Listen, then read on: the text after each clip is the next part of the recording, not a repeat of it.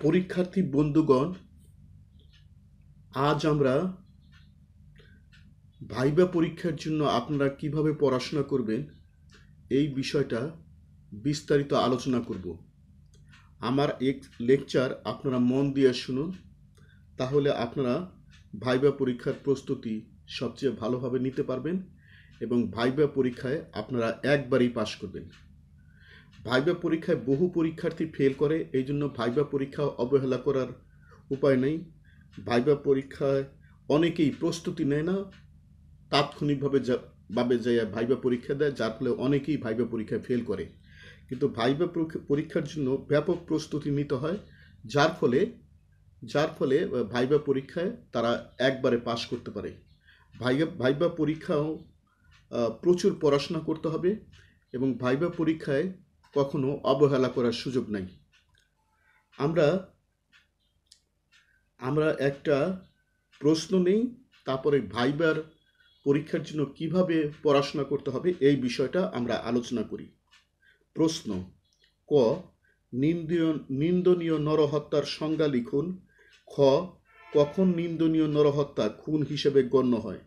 গ, কোন ক্ষেত্রে মৃত্যুর কারণ নিন্দনীয় নরহত্যা বলে গণ্য হয় না, কিন্তু দণ্ডবিধির 1860-এর 304-এর ধারার অপরাধ বলে গণ্য হয়? এই প্রশ্নটি বাংলাদেশ বার কাউন্সিলের অ্যাডভোকেটশিপ পরীক্ষায় 2003 সালে লিখিত পরীক্ষায় এসেছিল।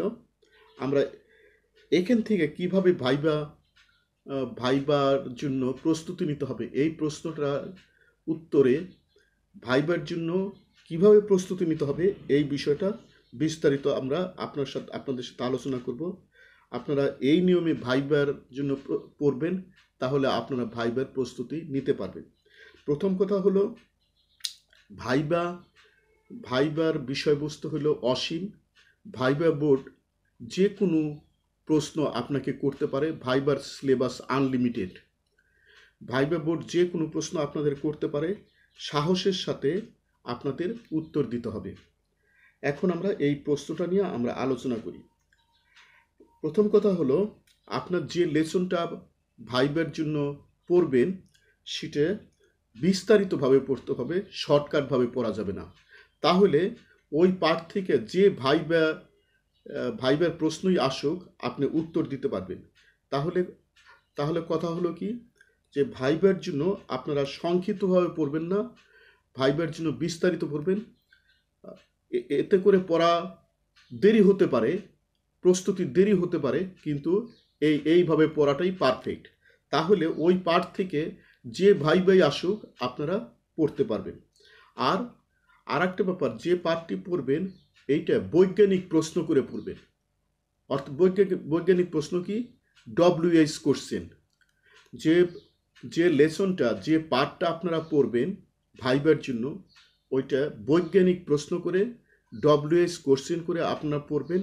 তাহলে আপনারা ওইটার বিস্তারিতভাবে আপনাদের পড়া হয়ে যাবে, যার ফলে ভাইবা ওই পাঠ থেকে ভাইবা যাই আসুক, ভাইবা প্রশ্ন যাই আসুক, আপনারা সঠিকভাবে উত্তর দিয়ে আসতে পারবেন এবং ভাইবায় পাশ করতে পারবেন, একবারই পাশ করতে পারবেন। আর একটা বিষয়, যে লেসনটা, যে পাঠটা আপনারা ভাইবা পরীক্ষার জন্য পড়তেছেন, ওইটা আপনারা বহুমুখী বহুমাত্রিকভাবে আপনারা পড়বেন, তাহলে আপনারা ভাইবা পরীক্ষায় পাশ করতে পারবেন। ঠিক আছে, এখন আমরা এই প্রশ্নটা নিয়ে আলোচনা করি। যেমন, নিন্দনীয় নরহত্যার সংজ্ঞা লিখুন। তাহলে এখানে এটা দণ্ডবিধি থেকে আসছে, দণ্ডবিধি 1860 থেকে আসছে। এটা হলো নিন্দনীয় নরহত্যা, এটা হলো কালপাবল হোমিসাইড, এটা দণ্ডবিধির 299 ধারায় আসছে। তাহলে এইটা পড়ার নিয়ম হলো, আগে আপনারা মূল দণ্ডবিধি বই থেকে আপনারা 299 ধারাটি সংজ্ঞা, উদাহরণ, তারপরে এই ধারার উপাদান, এগুলি সব বিস্তারিত বুঝে পড়বেন। আর যে পাঠটা পড়বেন আপনারা 100% বুঝে পড়বেন, তা বুঝার ক্ষেত্রে যেন কোনো ঘাটতি না থাকে, তাহলে ভাইবা যেভাবেই আসুক আপনারা উত্তর দিতে পারবেন।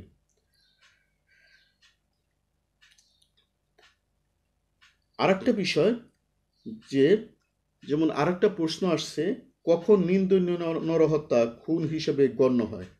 এইটা দণ্ডবিধির 300 ধারায় খুনের মার্ডারের সংজ্ঞা প্রদান করা হয়েছে। ঠিক আছে?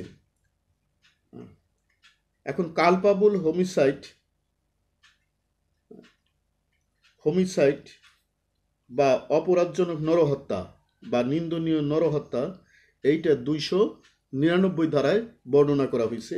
সুতরাং এই দুইটি ধারার উপাদান, আলোচনা, ব্যাখ্যা এবং কেস ল মানে এই ধারার উপর যে মামলাগুলো, প্র্যাকটিক্যালি যে মামলাগুলি হয়েছে এবং মামলার সিদ্ধান্তগুলি হয়েছে, এইগুলো ভালো করে বুঝে পড়া। আর একটা বিষয় যেমন বলা হয়েছে যে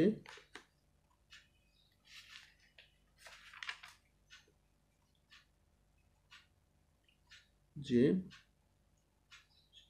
304 ক ধারা, দণ্ডবিধির 304 ক ধারা, কোন ক্ষেত্রে মৃত্যুর কারণ নিন্দনীয় নরহত্যা বলে গণ্য হয় না, কিন্তু দণ্ডবিধি আইনের 1860 304 ধারার অপরাধ বলে গণ্য হয়। সেক্ষেত্রে আপনারা অবশ্যই যে ওই 304 ধারাটা, দণ্ডবিধির 304 ধারার মূল বইতে থেকে 304 ধারার সংজ্ঞা, উপাদান আর ব্যাখ্যা, আলোচনা এবং প্র্যাকটিক্যাল মামলা, ডিএলআর, কেস ল, এগুলো বিস্তারিত ভালোভাবে পড়বেন। তাহলে আপনারা ভাইবা পরীক্ষায় এই ধারা থেকে ভাইবা পরীক্ষায় যাই আসুক, আপনারা একবারে পরীক্ষায় দিতে পারবেন এবং পরীক্ষায় আপনারা একবারই পাশ করতে পারবেন।